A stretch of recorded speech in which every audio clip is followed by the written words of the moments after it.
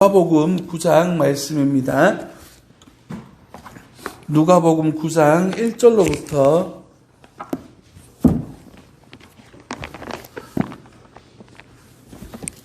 9절 말씀을 함께 나누도록 하겠습니다. 누가복음 9장 1절로부터 9절 말씀입니다.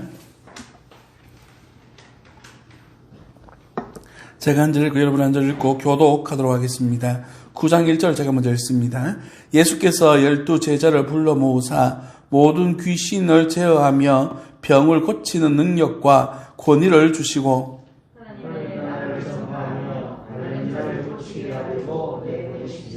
이르시되 여행을 위하여 아무것도 가지지 말라. 지팡이나 배낭이나 양식이나 돈이나 두 벌 옷을 가지지 말며 누구든지 너희를 영접하지 아니하거든 그 성에서 떠날 때에 너희 발에서 먼지를 떨어버려 그들에게 증거를 삼으라 하시니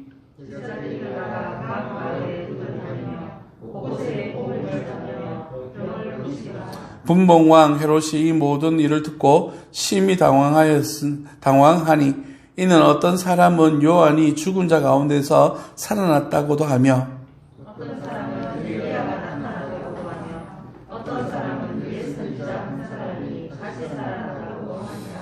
헤롯이 이르되 요한은 내가 다 같이 읽겠습니다. 헤롯이 이르되 요한은 내가 목을 베었거늘 이제 이런 일이 들리니 이 사람이 누구인가 하며 그를 보고자 하더라. 아멘. 자, 오늘은 드디어 누가복음 9장부터 시작해서 우리 12 제자의 전도 여행이라고 하는 제목으로 시작해서 오늘 말씀을 시작하고자 합니다. 몇 가까지 있는지 제가 살펴보지 못했는데 34가까지 있네요. 그죠? 34주 동안 누가복음 말씀을 마무리하도록 하겠습니다. 누가복음이 끝나면 사도행전 이렇게 들어가서 우리가 누가가 어떤 마음으로 이 편지에 글을 쓰고 있는지에 대해서 한번 살펴보고자 합니다. 누가복음 1장부터 8장과 또 9장부터 시작해서 마지막 24장까지를 나누는 이유가 있습니다. 전반부까지는 예수 그리스도께서 준비하시는 과정에 대한 이야기를 다루고 있어요. 그러니까 본격적으로 제자들을 준비시키시고 난 다음에 이제 제자들로 하여금 본격적으로 주의 사역들을 감당하도록 하시는, 그래서 이 8장까지는 준비 기간, 그러니까 제자들을 훈련시키고 준비시키는 기간이라고 본다면 9장부터는 이제 주님의 제자들이 주의 사역들을 감당할 수 있도록 내보내시면서 사역하시는 장면들을 다루어주고 있습니다. 9장에는 특별히 6가지 단락으로 나누어져 있는데 이거 좀 크게 보면 첫 번째, 세 번째, 다섯 번째는 예수님의 제자들, 예수님의 백성들에 대한 이야기를 다루고 있는가 하면 둘째, 넷째, 여섯 번째는 예수님 자신에 대해서 예수님은 누구신가에 대한 이야기를 다루고 있는 것이 이 9장 이야기입니다. 그래서 이 9장을 본문을 우리가 몇 주 동안 살펴보게 될 것인데 좀 깊이 있게 좀 다각적으로 보는 시각들을 좀 기르셔서 본문들이 이어가면 이어갈수록 하나님의 말씀을, 주님께서 이 말씀을 주시는 의도, 특별히 이 누가복음이 가지고 있는 복음적 메시지의 의도는 뭐냐 하면 한 사람 데오빌라라고 하는 사람이 예수님을 믿기 시작하고 난 다음에 이 사람이 하나님의 말씀 속에 든든히 서갔으면 좋겠다라고 하는 그런 의도성을 분명히 가지고 복음을 전하는 데 목적이 있기 때문에 이런 의도성을 좀 더 이해한 상태에서 오늘 말씀들을 배워나가면 좀 더 쉽게 복음을 가까이 할 수 있지 않을까. 그리고 우리에게 주어질 사명은 과연 무엇일까? 특별히 9장에서는 교회의 사명에 대한 이야기들을 많이 다루어주고 있기 때문에 그런 주님께서 우리를 불러주시면 이 목적에 대한 사명에 대한 이야기를 좀 더 이해하지 않을까라고 하는 생각을 해보게 됩니다. 도입주일문 2가지가 있는데 이거는 여러분 개인적으로 공부하실 때 한번 보시면 좋을 것 같고 본문으로 바로 들어가 보도록 하겠습니다. 9장 1절 말씀은 이렇게 시작하죠. 예수께서 12 제자를 불러 모으사 모든 귀신을 제어하며 병을 고치는 능력과 권위를 주셨다라고 그렇게 말하고 있습니다. 1번 질문에서도 그럽니다. 예수님께서 12제자를 불러 모으시고 무엇을 주셨나? 라고 표현되어지고 있는데 뭘 주셨다고 말하고 있죠? 예, 모든 귀신을 제어하고 병을 고치는 능력과 권위를 주셨다라고 말씀하고 있습니다. 능력과 권위를 주셨다라고 표현되어지는데 이 본문은 마태복음과 마가복음에도 동일하게 등장합니다. 능력과 권위를 주셨다라고 하는 단어가 동일한 단어가 쓰여지는데 원어적으로는 좀 더 다른 의미가 있는 단어들을 사용합니다. 마태복음과 마가복음의 의미는 무언가를 할 수 있는 권리를 주셨다라고 하는 의미가 담겨져 있어요. 우리가 잘 알고 있는 것처럼 마태복음 28장에 보면 모든 권세를 누구에게 주셨으니? 내게 주셨으니. 그러니까 예수 그리스도에게 주셨으니 너희는 가서 모든 족속으로 제자를 삼아라 그러잖아요. 그러니까 우리 주님에게 그 능력이 있기 때문에 우리는 그 능력을 소유해서 우리가 그분의 보내심을 받아서 가는 존재다라고 하는 그러한 어떤 권리적인 의미가 강한 의미라면 오늘 본문 말씀 누가복음은 직접적으로 보내시는 그 사이들을 감당하는 권세와 권능을 그에게 주셨다라고 하는 의미가 담겨져 있습니다. 의미가 조금 달라요. 다시 말해서 앞쪽에 마태복음과 마가복음에서는 권리가 우리에게 있다는 것이죠. 주님의 일들을 감당할 수 있는 그 권한이 주님이 우리에게 위임해 주셨다라고 하는 의미가 담겨져 있다면 오늘 누가복음에서 등장하고 있는 이 능력과 권위를 주셨다라고 하는 단어는 무언가를 할 수 있는 힘이나 능력을 우리에게 주셨다라고 하는 의미를 가지고 있어요. 다시 말해서 직접적으로 하도록 우리에게 능력을 주셨다라는 것이죠. 전혀 다른 얘기입니다. 그래서 마태복음이나 마가복음에서는 어떤 대사적인, 그죠? 대신 일을 감당하는 사람적인 그런 의미가 좀 더 강하다면 지금 누가복음은 직접적으로 그 일들을 하도록 보냄받은 사람이다 라는 의미를 가지고 있는 거예요.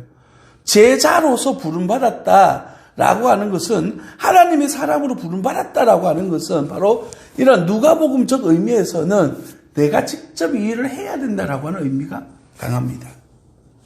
말씀드렸던 것처럼 지금 이 데오빌로 각하라든지 이거는 지금 누가라고 하는 사람은 의사이면서도 예수님의 직접 제자가 아니고 제자의 제자잖아요. 그래서 사도 바울과 같이 사역했던 사람이에요. 그는 그 시대 사람 입장에서 데오빌로 각하에게 편지를 쓰는 이유는 뭐냐면 당신이 이 복음을 받았으면 어떻게 하라는 거죠? 그 복음을 살아라 라고 하는 메시지인 거예요. 이해되시나요? 예수님의 제자들, 직접적인 제자들, 마태나 마가 같은 사람은 예수님한테 배운 거잖아요. 그죠? 마가는 아닙니다. 마태 같은 사람은 직접적인 배웠어요. 그런 사람인 같은 게 어떤 것이죠? 그분의 권위를 아는 거예요. 그 말씀을 알고 그 직접적인 배움을 통해서 실천하도록 그 자연스럽게 준비되어진 사람이라면 누가는 그렇지 않다는 것이죠. 누가는 또 다른 사람에게 부탁하고 있는 거잖아요. 그죠? 그래서 당신이 그 복음을 살아내야 됩니다. 라고 하는 부분들을 지금 이야기하고 있는 것입니다.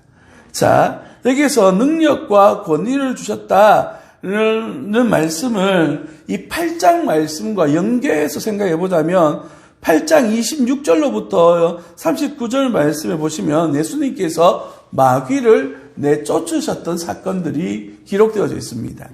그런가 하면 40절 이후로 56절까지는 야이로의 딸을 고치는 과정 속에서 혈루증을 앓는 여인의 병 또한 고치신 사건이 기록되어져 있어요. 예수님에게 있던 그 능력이 누구에게 주어지고 있는 거예요? 그 제자들에게 전달되어지고 위임되어지고 있는 것이죠. 그래서 나아가는 제자들 입장에서는 담대함, 예수 그리스도께서 내게 부여하신 이 사명을 가지고 직접 내게 주신 것을 가지고 내가 나아간다라고 하는 그런 영적 의미가 있는 것이죠. 예수님께서 제자를 불러주신 이유와 목적이 뭡니까? 이 일을 하기 위해서죠. 복음을 증거하기 위해서 아닙니까? 그렇죠? 이번 질문과 연결해서 생각해 보자면 하나님 나라를 전파하고 그죠? 앓는 자를 고치도록 우리를 불러주신 거예요. 그렇죠? 그 부르심의 목적에 맞게 지금 보내시고 계시다는 것이죠. 여기서 중요한 사건이 등장합니다. 누구를 보내시고 계십니까? 예, 12제자입니다만은 우리가 이 본문을 받는 사람 입장에서 본다면 그의 백성에게 주신 말씀이죠. 교회에게 주시는 말씀이에요. 그래서 이 1절과 2절이 우리들에게 있어서 굉장히 중요한 의미가 있는 것은 바로 하나님 나라를 전파하고 앓는 자들을 고치도록 우리를 부르셔서 또한 우리를 보내시고 계시다라고 하는 본질적인 가치를 우리가 인정을 하고 이해를 하고 받아들여야 하지만 오늘 이 누가복음이 온전히 우리 가운데 이해되어지는 것입니다. 그죠? 말씀을 듣고 행함이 없으면 어떻게 되는 거죠? 그 자체가 죽은 것이다 라고 야고보가 말했던 것처럼 말씀이 우리 안에서 살아날 수 있도록 우리의 삶을 통하여서 하나님 앞에 영광을 올려드리는 그런 교회가 되어질 수 있도록 우리가 함께 노력하는 하나님 사람들 되시기를 예수님 이름으로 축복합니다. 자, 이제 3절과 4절로 넘어가게 되는데 질문이 그렇습니다. 12제자는 전도 여행을 할 때에 원칙이 있는데 그 두 가지 원칙이 무엇이냐라고 질문하죠. 그래서 이르시되 여행을 위하여 예수님의 전도를 어떻게 표현하고 있어요? 여행이라고 표현하고 있죠. 굉장히 저는 본문 말씀 목사로서 이런 생각, 예수님께서 굉장히 시적으로 표현하셨구나. 우리 전도라고 하죠. 전도 사명이고 뭔가 일에 대한 의미가 좀 강하잖아요. 그런데 여행이라고 하는 이름을 딱 붙이니까 어때요? 좀 더 가볍고 즐거운 마음으로 할 수 있다. 이런 마음이 들기 시작하는 거예요. 그래서 우리가 이렇게 이 뒤에 보면 질문 속에 이런 질문이 나오는데 책 뒤에 더 깊은 연구와 묵상을 위해서 보면 예수님께서 12제자에게 제시하신 전도 여행의 원칙을 해외 단기 선교에 어떻게 적용할 수 있을지 연구해 보십시오. 이런 질문을 딱 들으면서 우리가 단기 선교 나가는 그런 마음으로 단기 선교 나갈 때로 청년들을 좀 몇 명 데려 나가봤는데 딱 두 부류예요. 내가 하나님의 나라 복음을 전하기 위해서 내가 온전히 준비돼서 가야 되겠다. 그래가지고 가기 전부터 기도하고 묵상하고 막 나름대로 교회에서도 훈련을 하는데 철저하게 준비한 친구가 있어요. 나보다 더 철저해요. 그래서 가는 비행기 우리 베트남을 2번 청년을 데려갔었는데 이 청년이 비행기 안에서 성경을 펴고 묵상하고 있는 거예요. 계속 묵상하고 우리는 저녁마다 예배를 드리는데 예배 드릴 때도 깊이 있는 묵상과 함께 고백들을 하는 모습들을 봤는데 그렇게 열심히 있게 따라가는 친구가 있는가 하면 어떠한 친구는 외국 간다라는 그 하나만 붙들고 가는 거예요. 그래서 죄송합니다. 어머님한테 카드까지 얻어가지고 외국에서 쓸 수 있는 카드까지 얻어가지고 청년하고 갈 때는 우리 일절 돈도 안 줬거든요. 다 받아가지고 쇼핑할 수 있는 틈이나 시간을 주지 않았어요. 그냥 데리고 막 다니니까 이 친구는 처음에는 막 기분 좋게 따라가는데 한 3일 따라가니까 지치는 거예요. 쇼핑도 안 하지. 그냥 무조건 사역만 계속 하니까 나중에 이제 돌아오기 하루 전날 밤에 2시간인가 3시간인가 그래도 부모님들한테 선교 갔다 오라고 후원해 주신 분들한테 선물하라고 한 2시간인가 3시간 정도 이제 쇼핑할 수 있는 시간을 줬거든요. 그랬더니 얼굴이 확 피는 거예요, 친구가. 이 목적 의식이 조금 달랐던 거겠죠, 그죠? 여담이었고 다시 본문으로 돌아갑니다. 그러니까 여행을 위하여 무엇 하지 말라고요? 아무것도 가지지 말라라고 그렇게 말해요. 그러면서 지팡이나 배낭이나 양식이나 돈이나 두벌 옷을 가지지 말라. 여기서 나열되어져 있는 것 어떤 이스라엘 사람들도 여행할 때 들고 다니는 필수품과 같은 것들이었습니다. 그런 것들을 가지지 말라라고 말해요. 사역할 때에. 그러면서 뭐를 이야기하냐면 4절에서 보면 어느 집에 들어가든지 거기에서 머물다가 거기서 떠나라. 거기서 머물다가 거기서 떠나라는 말은 뭐냐면 이제 어느 지역에 갔지 않습니까? 그러면 거기에 전도 사역을 해야 되잖아요. 그때에 몇 날 며칠을 사역하든지 간에 그 집 한 군데만 머물러라 이 말이에요. 왜일까요?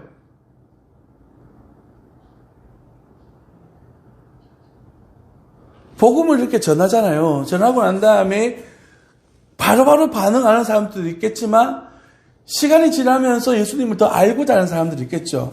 그때 예수님에 대해서 알고 싶을 때 찾아갈 수 있는 공간이 있어야 되겠죠. 초대교회 교회가 그래서 생겨난 거예요. 그래서 복음을 알고 싶어하는 이들이 찾아올 수 있도록 정해진 장소에서 복음을 전하도록 그렇게 해서 예수님이 말씀하신 거예요. 자, 누가복음을 기록할 때 함께 있었던 사람이 누구라고요? 바울이라 그랬어요. 바울이 로마에 있을 때 이 누가복음이 기록되어졌거든요.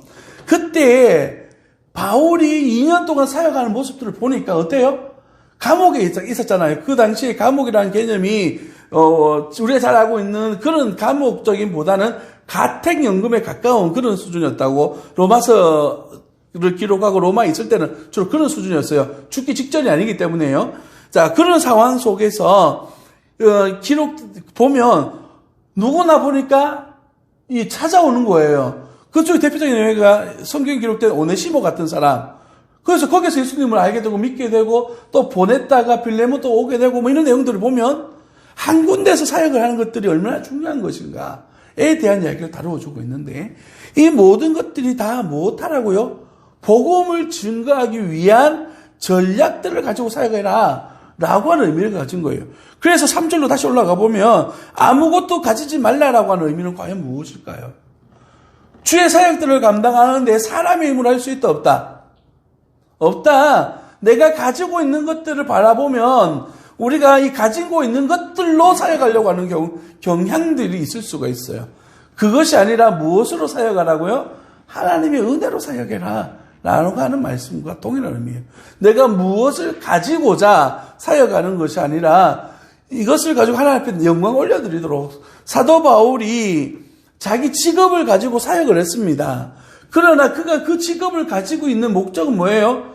더 많은 부를 창출하기 위해서 자기 직업을 가지고 있었던 것이 아니라 사역을 하는 데 있어서 어렵지 않게 하기 위해서 전적으로 자비랑성이었잖아요. 그죠? 헌금 받는 것들은 대부분 로마 교회가 어려움에 처했으니까 헌금을 전달하기 위해서 헌금을 거뒀잖아요.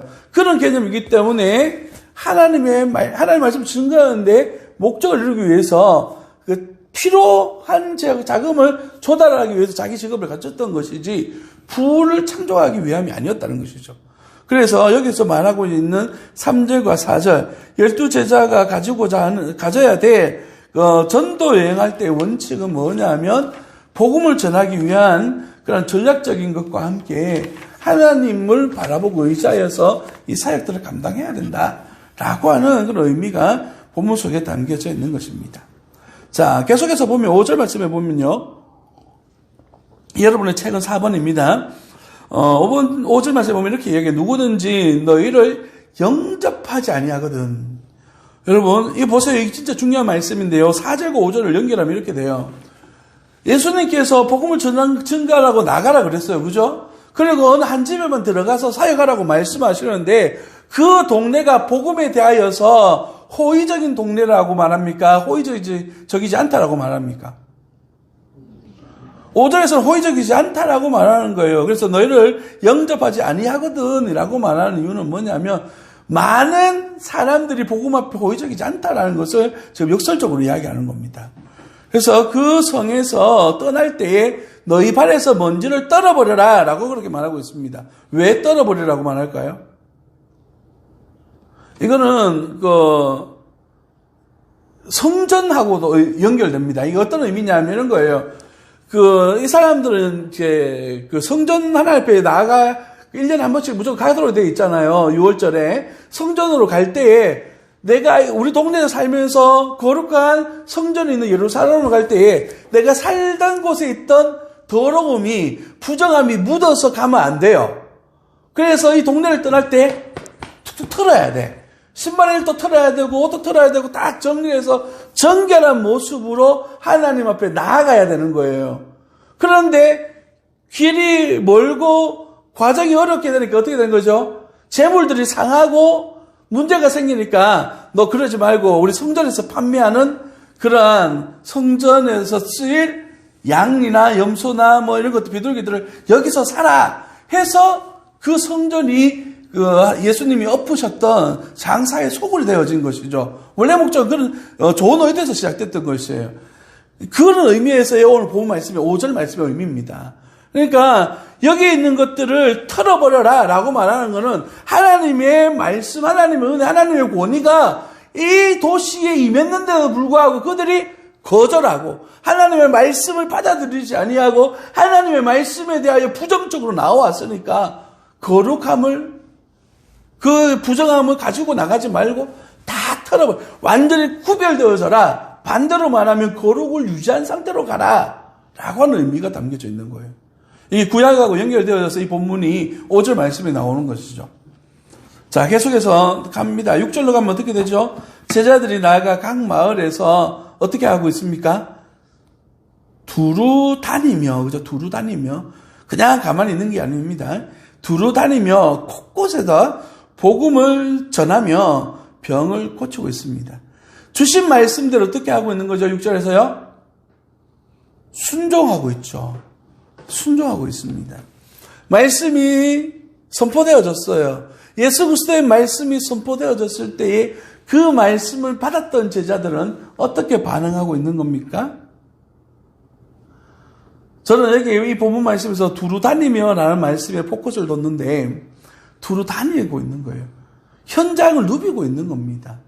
우리에게 주의 복음이 증거되어지고 하나님의 사명들이 주어졌어요. 우리 1절과 2절로 다시 돌아가 보면 주님께서 우리를 불러주시면 목적에 맞게끔 우리를 보내셨는데 우리는 과연 그 목적에 맞는 삶으로 하나님 앞에 영광 올려드리고 있나? 라고 하는 질문을 이 본문 앞에 던져보게 되는 것이죠. 죄송하지만 히터를 좀 꺼주시겠습니까? 네, 조금 제가 추워서 옷을 좀 끼입었더니만 조금 덥습니다. 죄송합니다. 여러분 어떻습니까? 주님의 그 부르심 앞에, 그 보내심 앞에 신실하게 응답하고 그렇게 사역하고 계십니까? 여러분의 사역의 현장들, 여러분 가정과 여러분의 직장과 여러분의 삶의 터전들 속에서 여러분 그 사명을 잘 감당하고 계신가요? 저희 본문 말씀을 준비하면서 우리 교회는 어떠냐? 2020년 원래 목표가 그거였잖아요. 하나님 나라를 증거하며 전도하며 선교하는 교회. 그런 목표를 세우고 나름대로 많은 계획들과 그런 생각들을 가지고 시작했는데 욕을 하더라도 용서를 좀 구하겠어요. 그놈의 코로나가 떠오는 바람에 막 길이 막히고 하니까 막막한 거예요. 그래서 고민에 빠져가지고 어떻게 할까 계속 고민하면서 저번에도 말씀드렸습니다만은 제가 아는 이제 프로그래머가 한 명 있습니다. 제가 지도했던 청년 중에 그 친구하고 지금 작업을 하나 하고 있는데 그 전도지를 만들고 있습니다. 모바일 전도지라 그래가지고 우리가 카톡으로 그 DM 날리듯이 카톡에다 이제 그 파일을 첨부해서 딱 보내면 그분이 딱 카톡을 받았을 때에 교회의 소개와 예배 시간과 뭐 동영상 링크를 할 수 있는 이런 그 모바일 전도지를 지금 제작 중에 있어요. 우리 교회에서 단독으로. 그래가지고 그래 이제 뭔가를 해야 되겠다라고 하는 생각을 하다 보니까 별별 생각을 다 하게 되는 거예요. 그래서 주변에 어떻게 하고 있는가 또 인터넷도 막 검색해보고 하다 보니까 그런 아이들을 보고 이제 준비하고 있는데 여러분 하나님 앞에서 참 부끄럽기도 하고 어떻게 해야 될까라고 하는 고민도 하게 되고 하나님께서 교회를 세우시면 이유와 목적에 따라서 사역해야 되는데 참 부끄럽더라고요. 안 그래도 어제 군수님하고의 그 대담이 있어가지고 목사님 몇 분들하고 이렇게 식사를 하면서 이야기들을 나누는데 군청 담당자 분께서 그런 얘기를 아마 하시더라고요. 우리 교회가 작년에 이러한 사업을 했습니다 하면서 어린이 축제를 했습니다. 그러니까 그 담당자 공무원이 첫마디 거예요. 목사님 우리한테 연락 좀 주시죠. 그러니까 이제 내년이든 언제든 하게 되면 군에서 지원을 해주겠다는 거죠. 얼마나 해줄지 어떻게 해줄지는 잘 모르겠지만 이제 뭐 관계가 열려져 있으니까 이제 앞으로 우리가 사역할 때에 뭐 좋은 그런 꿈을 가지고 사역하며 그런 군이나 이런 데서도 협력을 구할 수 있는 그런 방법들을 길들을 열어놨으니까 하나님께서 기회들을 자꾸 열어주시는 것 같아요. 이런 것들을 통해서 우리가 하나님의 복음을 증가하는 그런 교회가 되어줄 수 있도록 우리 함께 꿈꾸면서 또 내년을 기대하는 그런 교회가 되어지기를 예수님 이름으로 축복합니다. 자, 계속해서 넘어가겠습니다. 자, 여기까지가 6절까지의 이야기입니다. 그죠? 이게 이제 예수님께서 제자를 파송하셨다. 복음을 증거하라. 라고 하는 복음을 주셨는데 갑자기 다른 이야기가 시작돼요. 7절 보시면 분봉왕 헤롯이 이 모든 일을 들었답니다. 심히 당황했대요. 왜 당황했습니까? 본문의 흐름상 자기가 세례요한을 죽였는데, 그죠? 세례요한과 같은 능력을 가진 사람이 나와서 사역을 하니까 혹시나 세례요한이 다시 살아나는 건 아닐까? 아니면 똑같은 사역을 감당하는 사람은 아닐까?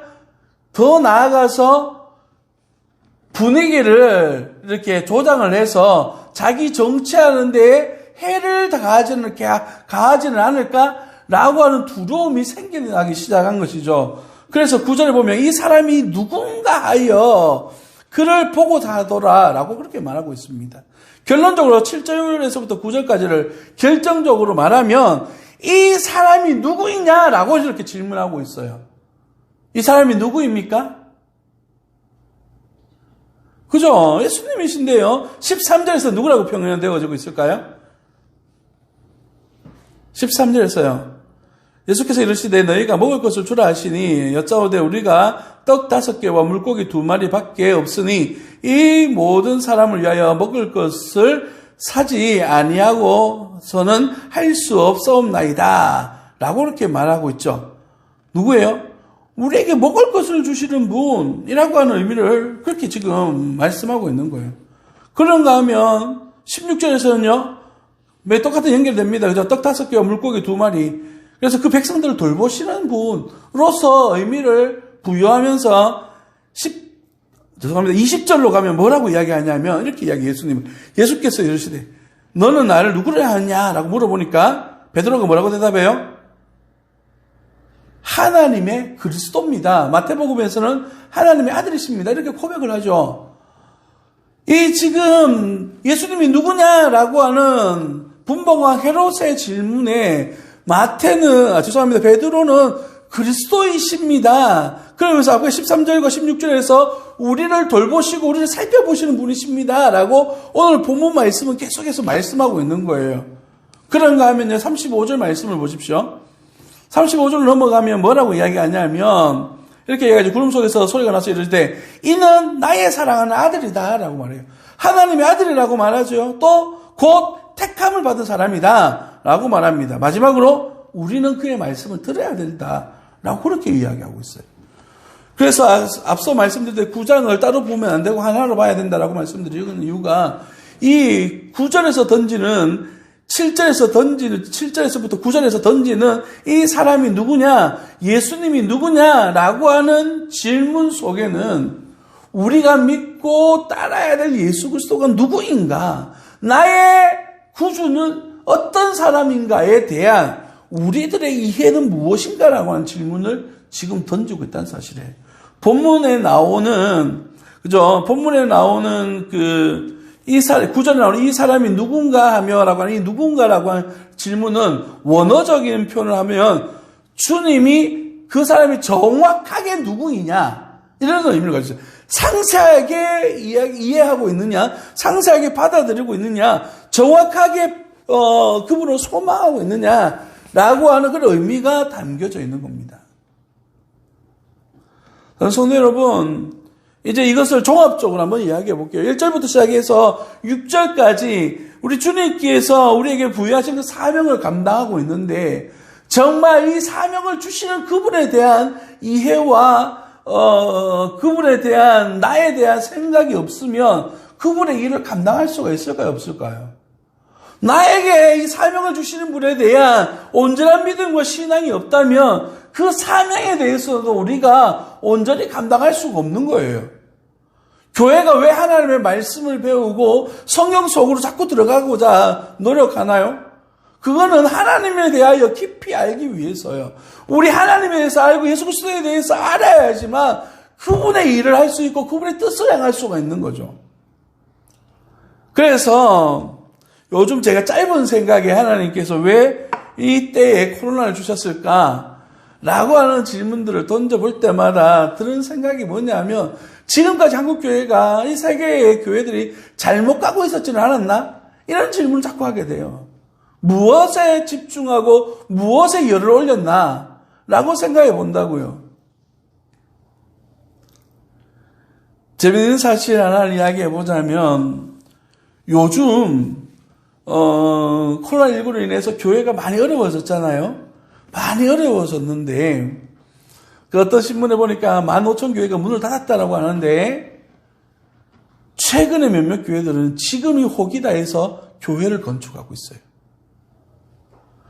대출이 가장 싸거든, 지금. 지금이 기회다 해서 교회 건물을 짓는데요. 어디에나 집중하는지에 대해서 좀 의심이 갈 정도로 이 어려운 때에 교회를 세우는데 건물을 갖추는 데에 집중을 한다? 정말 옳은 생각인가? 라고 하는 생각, 요즘 사실 좀 그런 고민들을 해요. 사랑하는 성도 여러분, 이 질문은 저에게도 던지는 질문이기도 하지만 여러분들에게도 던지는 질문이에요. 오늘 9장 1절로부터 시작되어진 9절까지의 내용은 뭐냐면, 우리 주님께서 우리를 불러주심의 이유와 목적은 무엇이고, 우리를 보내심에 대한 그 사명, 소명이 있는데, 이 일들을 위한 주님에 대한 우리의 이해라든지 우리 사명에 대한 이해들은 온전한지에 대한 질문들을 던져봅니다. 성도 여러분, 마지막 8번 질문에 나왔던 이 헤롯의 질문처럼 이 사람이 누구인가? 예수님이 과연 어떤 분이신가에 대한 질문 속에서 바른 대답과 바른 판단력을 가지시는 하나님의 뜻 안에서 온전히 세워져가는 하나님의 사람들이요 세움교회가 되어지기를 예수님 이름으로 축복합니다. 기도하겠습니다.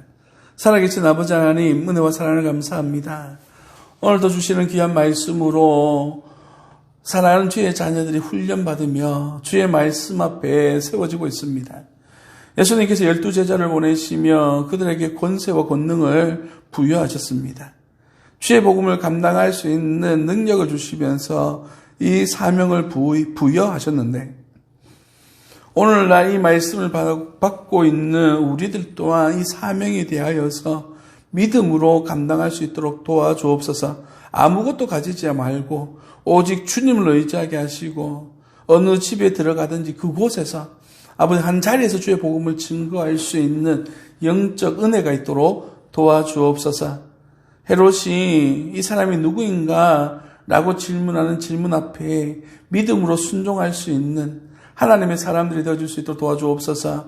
예수 그리스도가 누군지, 어떤 분이시고 내게 무엇을 요구하시고 내게 뭐라 말씀하시는 분이신지를 온전히 깨닫고 그 앞에 순종할 수 있는 하나님의 사람들 되어지도록 인도하여 주옵소서.